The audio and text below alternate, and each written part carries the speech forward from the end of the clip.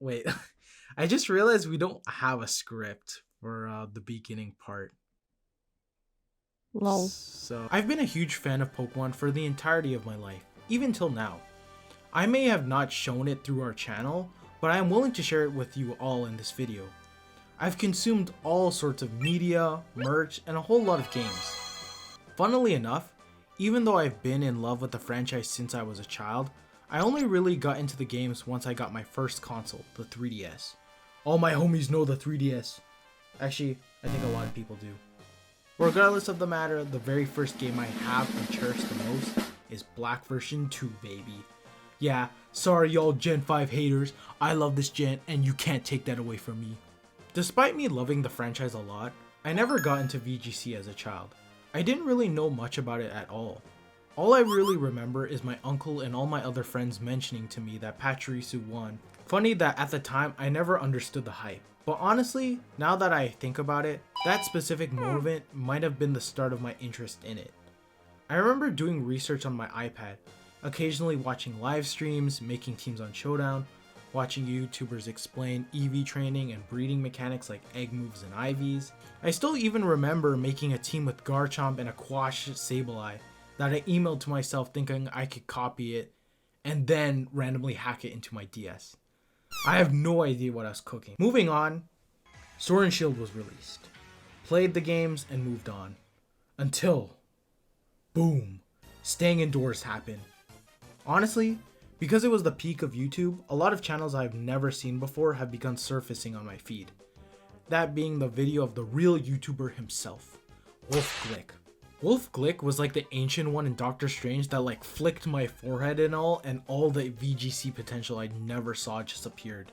Things like Mr. Fish, Eject Button Dynamax gimmick, getting more Pico to number 1 on the ladder, and so on. It also didn't stop there with Mr. YouTubist himself. Also Cybertron VGC, Moxie Boosted, Ray Rizzo, and even non-VGC channels like Blunder, Jimothy Cool, and PokeAim MD.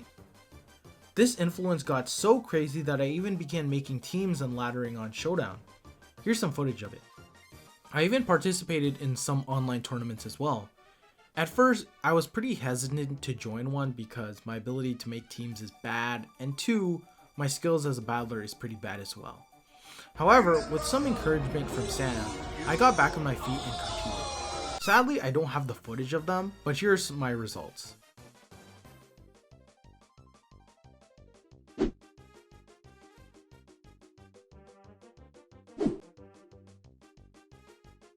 Fun fact, I know this is me explaining stuff and not really an informative video, but most of my teams are mainly Pokemon my sister and I liked and just built around them.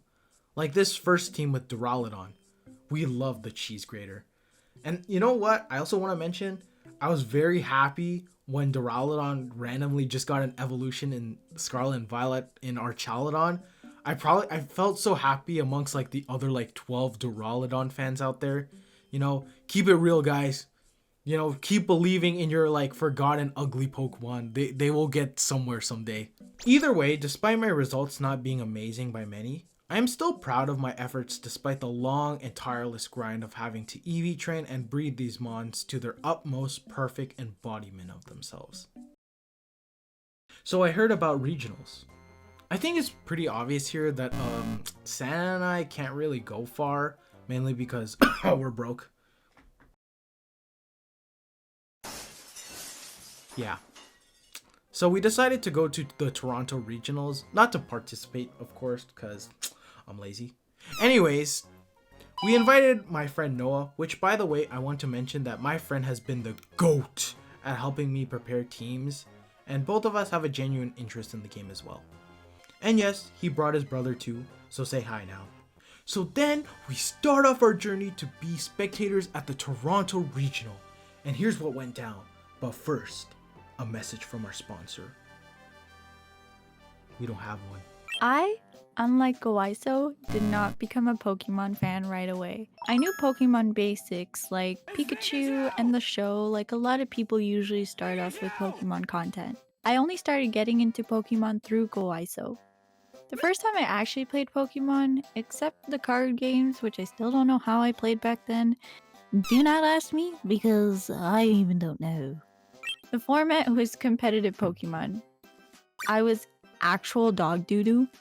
I remember Owen just sweeping me with his team and not even leaving a crumb of my blood, sweat, and tears. I still don't like Snorlax because of him. I hope you know that, GOISO. I hope you remember this for the rest of your life, that I hate Snorlax because of you. I remember doing research on the strongest Pokemon and thinking I definitely am going to beat him this time. Nope, nada. You would think that was my final time playing Pokemon. But nope, you are very wrong. Because, my friends, I just had to get both GOISO and I a DS cartridge with a bajillion games in it. And what game, might you ask, got his attention? You're right. It was definitely Professor Layton. Just kidding. It was the Nintendo DS Pokemon games. That was when my journey for Pokemon fan life came to be. So far, I have played from Gen 1 to 5. After all these years, I can definitely say that now I have more experience and I am very good at whooping GOISO's ass. In singles. Haha. I'm pretty decent with doubles too. So GOISO gets a bit of a challenge fighting me on Showdown. But I'm still the best in singles. Ha ha ha ha. Anyways, now that I told you my very beautiful sob story, I'm going to continue what happened at regionals. As soon as we entered, it was a barren desert. No, literally. It was pretty empty the first day we went. But it was a great time to get our Pokepals and learn how to play TCG. Properly this time. None of that thing that I learned as a child. We also tried a bit of the games that were on older consoles just for funsies as well. The first day didn't have much to it when it came to the final countdown. Get it? So funny, right? Oh, brother, this guy stinks! Now comes the third day. We were busy the second day, unfortunately. Oh, bro. Clobbering time. And this is where we get to see the infamous in the Pokemon community, Wolf Glick, and the others. Can you tell how knowledgeable I am in my competitive Pokemon research? Very knowledgeable. The battles were so intense, and I think I kept holding my breath when Wolf used his Perish Trap technique.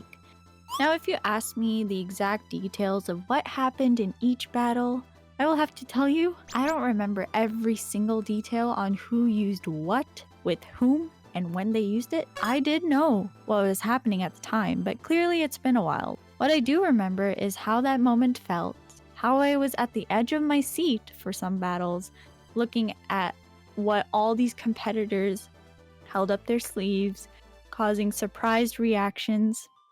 I also felt really happy seeing two creators I knew. One was Alpharad, which to this day we regret not asking for a picture with. The other was Wolf. It felt like meeting famous people. Too bad we couldn't get a picture with Wolf either, as he had to leave to catch his flight. We should have come the second day. I really wish we did, but... Hit like a truck when he said, "Sorry guys, next time I will." Sir? Respectfully. We too broke to travel the world, and I doubt you would remember this promise you made to us if we had the possibility of seeing you again. All in all, it was a very fun experience, and hopefully when we actually have money, we can go on many adventures like this again. Thank you guys for watching our videos. This was a bit different from what we usually post, but we did succeed in our claim of making different kinds of content plans for you all. We hope you guys enjoyed it, and we'll see you in our next. Adios!